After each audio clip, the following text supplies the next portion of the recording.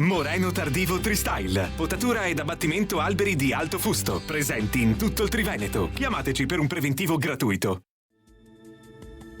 Bentrovati al meteo. Sabato 2 ottobre tempo ancora buono. Da domenica invece inizierà un graduale peggioramento, ma vediamo insieme la situazione nel dettaglio.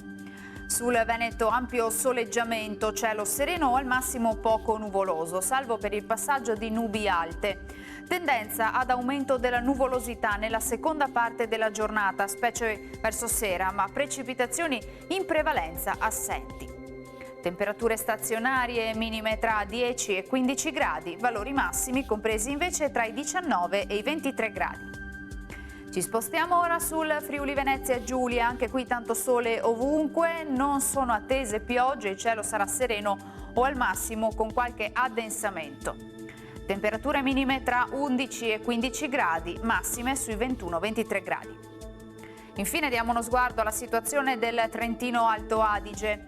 Tanto sole ovunque, anche in questo caso avremo qualche annuvolamento, ma sarà del tutto innocuo. Temperature minime intorno ai 12 gradi, massime sui 24 gradi all'incirca. Dal meteo di Antena 3 per ora è tutto, grazie per l'attenzione, arrivederci al prossimo aggiornamento.